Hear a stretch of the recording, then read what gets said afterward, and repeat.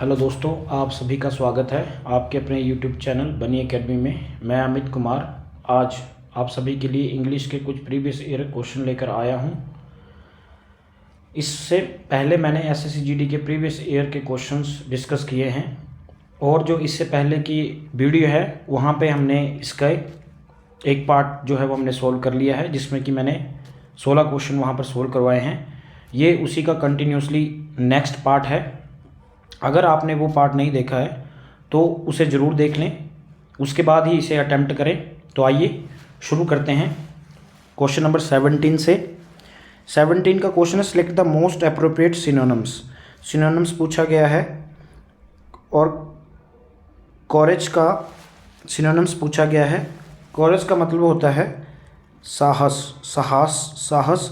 साहस के लिए जो वर्ड आता है that is brave. Brave word भी आ जाएगा और बैलर वर्ड भी आता है इसके लिए, और इसके लिए डेयरिंग वर्ड भी आ जाएगा, DARING, डेयरिंग वर्ड भी आ जाएगा और गट्स भी आ जाएगा। तो ये इसके सिनोनिम्स हैं। तो आंसर क्या रहेगा प्यारे बच्चों? बेलर रहेगा, बेलर, वेरी इंपॉर्टेंट। और ये जो मीकनेस है ये भी मोस्ट इंपॉर्टेंट है। आप सभी को मेरी तरफ से एक छोटा सा वर्क है। ये जो मीक है, मीकनेस वर्ड लिखा है, इसके आपने सिनोनिम्स और एंटेनिम्स मेरे को कमेंट बॉक्स पर भेजने हैं। मैं देखूंगा कि किसको कितना आता है। और नेक्स्ट क्वेश्चन की ओर चलते हैं प्यारे बच्चों। नेक्स्ट क्वेश्चन की ओर चलते हैं। 18 question, select the most appropriate option to fill in the blank. Blank में भरना है। और देखो, we must started now dash it will be too late.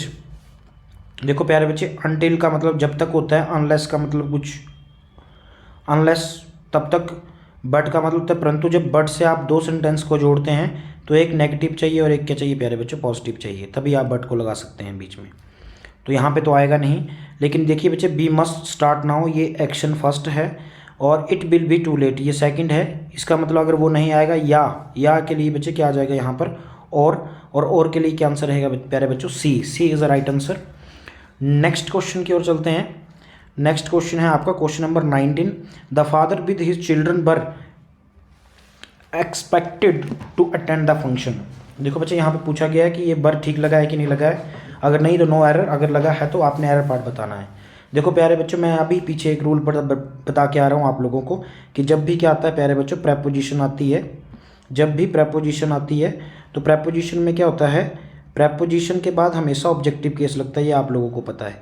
लेकिन बच्चे एक और बात सुन लो कि ये प्रेपोजिशन जो है, अगर प्रेपोजिशन कहीं पे लगी है और कोई इसके साथ दो डिफरेंट सब्जेक्ट जुड़े हैं, यहाँ पे देखो द फादर फर्स्ट है और द चिल्ड्रन जो है ये सेकंड है, तो जो हेल्पिंग वर्ब लगेगी प्रेपोजिशन के हिसाब से वो फर्स्ट सब्जेक्ट के हिसाब से लगेगी। बच्चों इसको बहुत बहुत मोस्ट इंपॉर्टेंट चीज़ है ये। और मैं पिछले एसएससी जीडी के कुछ पेपर्स देख रहा था, उसमें ये दो चीज़ें जो बहुत ज़्यादा पूछी गई हैं पेपर में।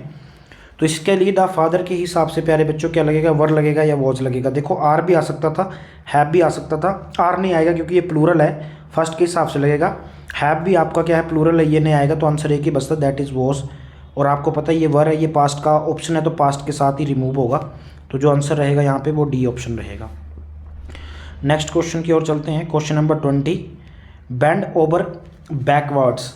देखो जब आप बेंड होते हैं बैकवर्ड्स तो फ्लेक्सिबल अगर दिया होता है ऐसा कुछ तो वो लगा देते हैं। लेकिन देखो जब हम पूरा बेंड हो जाएंगे तो हम क्या करेंगे कि कोई हमारा ऐसा काम है या कोई भी मूवमेंट है, उसको हमने क्या करना है? किसी तरह अपने हिस्से में लेके आना, जीतना है किसी तरह उसको।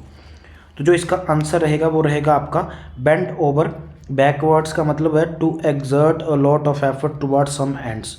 मतलब अंतिम समय तक किसी चीज़ के लिए क्या करना प्यारे बच्चों? जी जान लगा के मेहनत करना किसी चीज़ के लिए। Make every effort to achieve something. Make every effort to achieve something मतलब हर किसी कोशिश पे बोलते हैं ना, एक डायलॉग है कि मेरे को कोई ये चीज़ चाहिए चाहे कैसे भी मिले। उसी तरह मतलब एंड तक क्या करना, किसी चीज़ को पाने के लिए एंड तक जो है वो कोशिश करना, उसी को बोलते हैं हम bend over backwards. Most important EDM and phrases है प्यारे बच्चों, तो ध्यान से पढ़ें। नेक्स्ट क्वेश्चन की ओर चलते हैं। Fill in the blanks. देखो प्यारे बच्चे, क्लोज टेस्ट एसएससी जीडी में 5 नंबर का आएगा ही आएगा। और भी एग्ज़ाम होते हैं कहीं पे 10 नंबर का भी आ जाता है, और 5 यहाँ पे तो 5 नंबर का आएगा ही आएगा, ये तो पक्का है। तो अब आप देखते हैं, चलो क्या बनता है यहाँ पे। क्वेश्चंस देखते हैं। Humanity can B can be है, बी के बाद हमेशा बच्चा वर्ब की थर्ड फॉर्म लगती है, इस बात को याद रखना। बी के बाद हमेशा वर्ब की कौन सी फॉर्म लगती है? थर्ड फॉर्म लगती है। थर्ड फॉर्म कौन सी थी बच्चे बी के बाद? तो बताओ कौन सी है? सी, यही आंसर रहेगा, बाकी पढ़ने की जरूरत नहीं है। नेक्स्ट क्वेश्चन की ओर चलते हैं।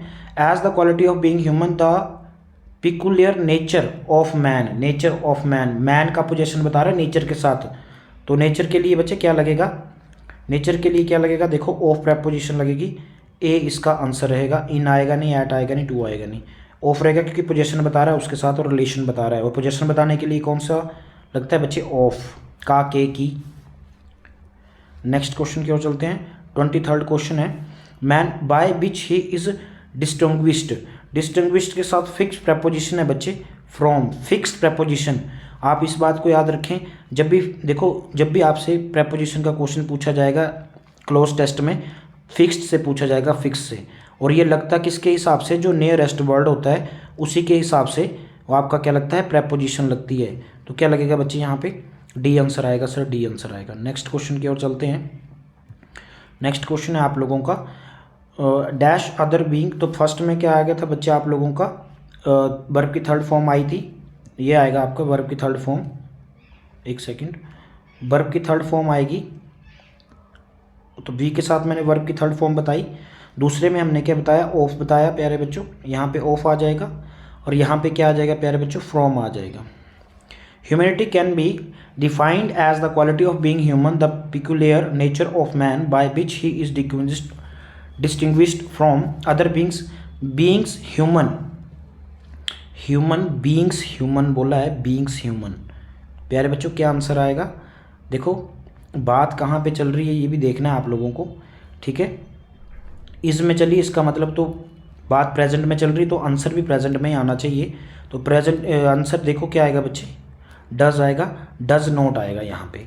Beings human does not mean that an individual possess humanity, क्योंकि हैड जो है वो भी आपका प्रेजेंट का ही है, लेकिन हैड पास्ट का था, डिड भी पास्ट का था, तो ये दो ऑप्शन तो आने नहीं थे, ठीक है। डज ही आना था यहाँ पे, being humans does not mean. तो जो क्वेश्चन नंबर 24 है उसका जो आंसर रहेगा वो रहेगा आप लोगों का बी।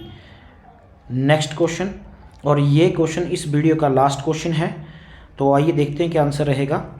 ईजी, बहुत ईजी था ये। देखो बच्चे, one of the most, the, देखो कंपैरेटिव डिग्री लगती है तो उसके साथ कभी भी द नहीं लगता। अगर ई आर लगा होता तब तो द नहीं लगता, लेकिन द आर्टिकल लगा है तो देखो प्यारे बच्चे फिर कौन सा आंसर आएगा? द लगा है तो।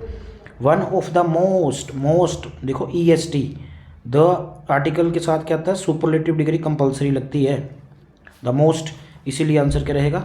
द मोस्ट रहेगा। तो प्यारे बच्चों ये 25 क्वेश्चन थे जो कि मैंने 2 पार्ट में बताए हैं। आई होप आपको ये वीडियो बहुत ज़्यादा पसंद आई होगी, और अगर यूज़फुल लगती है आपको तो अपने फ्रेंड्स को भी बताएं, और चैनल को ज़्यादा से ज़्यादा लाइक करें, शेयर करें, सब्सक्राइब करें। आपका लाइक और शेयर और सब्सक्राइब किसी के लिए अच्छी गाइडेंस बन सकती है, और किसी को एक अच्छे रास्ते पर ले जा सकती है, और एक बेस्ट तैयारी की ओर ले जा सकती है। तो आप सभी से मेरी रिक्वेस्ट रहेगी कि इस चैनल को, इस वीडियो को ज़्यादा से ज़्यादा लाइक करें, शेयर करें, सब्सक्राइब करें। और ऐसे ही अलग अलग कॉन्सेप्ट सीखने के लिए, इंग्लिश को ईजी बनाने के लिए आप मेरे साथ जुड़े रहें। जय हिंद, जय भारत।